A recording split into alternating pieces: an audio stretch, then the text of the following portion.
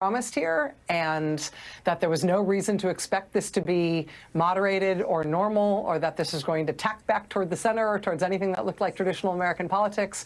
I mean, you did your Autocracy in America series, and listen, we saw what was going to happen, and now it is happening. And so I do feel like this is a moment for people to get real and for people to stop saying, like, oh, this is going to end up being much more moderate than anybody expected. When are you going to stop? So when are you going to start apologizing for saying that democracy was threatened? I mean, I think it's time to get real and realize that this is really what we're up against. But I also think the fact that we all feel a little bit, I don't know if flummoxed is the right word, sort of rocked by the increasing incredulity of these choices, is that it is meant to shock us. It's meant to adjust our sense of what is normal, what is possible, and to sort of so disorient us as to what it counts to propose governance in the United States that we're ready for the most radical pronouncements and actions. And I do think we're supposed to feel the way that we do right now. I think that's part of this. It's a shock and awe campaign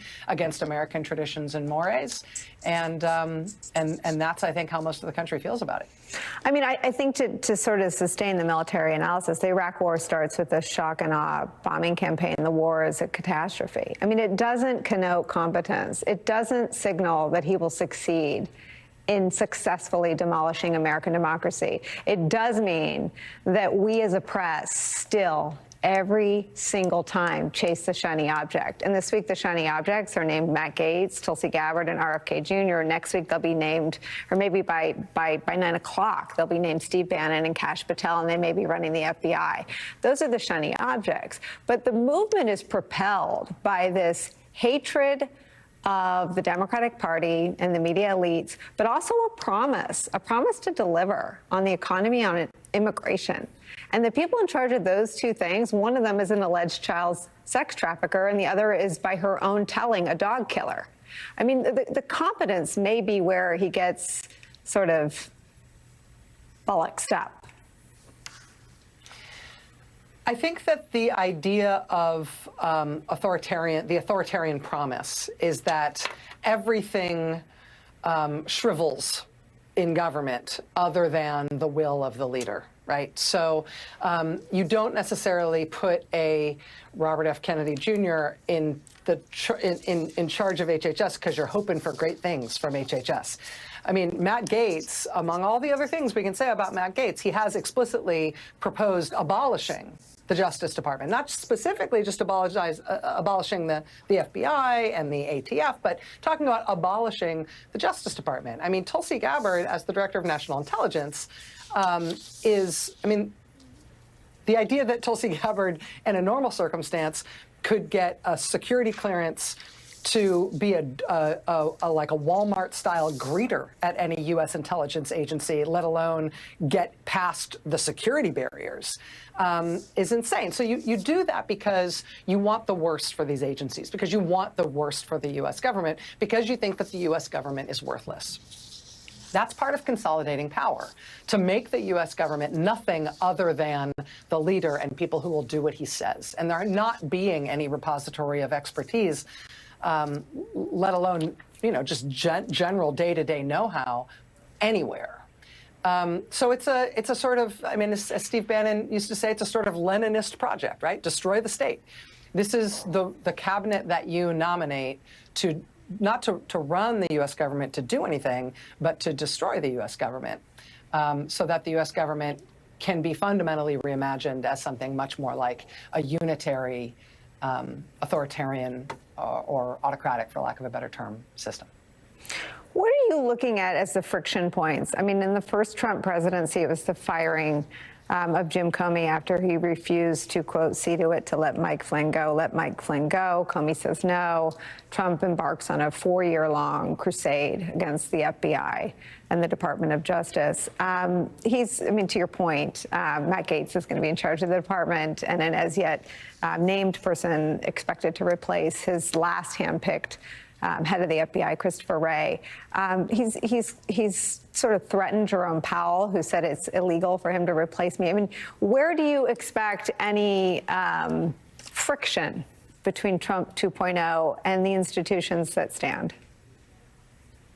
Well, the first one is going to happen over the question not of the appointment of any particular nominee, not of the confirmation process for any particular nominee, but whether there will be a confirmation process for nominees, right? The first point of confrontation is going to be between Trump and the Republican-controlled Senate, and it's going to be over the basic question of whether or not the Senate has any role in confirming any of these nominees, right? Trump will have to go to very arcane, very, very unusual and untested corners of the Constitution and precedent to find any way that he can shut down the House and the Senate himself. He's going to tell Republicans in Congress to shut themselves down, thus marginalizing themselves as one of the three supposedly co-equal branches of government so that he can set up the executive branch himself without anybody having a say about it. Now, why would you want to do that rather than just have all of your nominees confirmed by the Senate, which I'm sure the Republicans in the Senate would be happy to do? You want them not to have a role in the confirmation process because you want the legislative branch to shrivel. You want the legislative branch to go away because what authoritarians do is they consolidate power both within the executive and then in the person of the authoritarian leader. And so that's why it's an advantage to get a recess appointment rather than a Senate confirmed appointment, even if he's guaranteed Senate confirmation for even the craziest of these folks. And I think that confrontation will be first as to whether or not Congress essentially folds and becomes something like what Troy Nehls wants rather than what the founders intended, which was a co-equal branch of government that has a say in how we run the place. You've said shriveled twice, so I'm going to go there. We have an alleged child sex trafficker as Trump's pick for DOJ, an adjudicated sexual abuser, and the president-elect himself, and a man who believes that a violent marriage is better than a divorce and women should stay into it. I think of all the post-election analysis that is undisputed, Joe Rogan's influence is clear. The massive audience. I think I saw somewhere that Trump's interview there was seen by 34 million people, and Vice President Harris's podcast appearances were seen by maybe hundreds of thousands of people. What role do you think the manosphere influencers have in saying, no, that actually isn't masculinity in America? To brag, in the words of a Republican senator, J.D. Vance, quote, crushed ED medicine, chased it with an energy drink so he could go all night, end quote. I mean, that's the kind of stuff that Republicans are saying about Matt Gaetz, the pick to be AG. And to your point about shock and awe, I mean, how much can we sort of clinically ask the people who influenced more Americans than maybe anybody else to either own these kinds of men and this definition and this example of masculinity, or say maybe not? I mean, I don't think you ask those folks for what you're asking.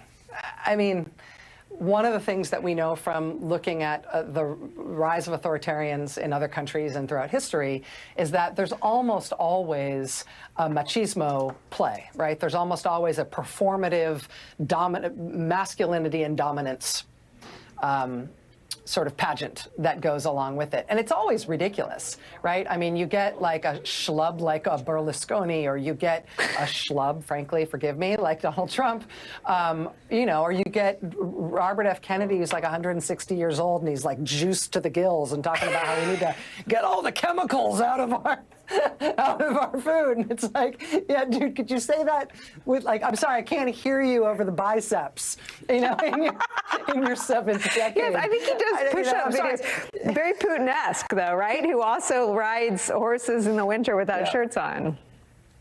Yes, exactly. It's a very shirtless vibe, despite the type of man who does it.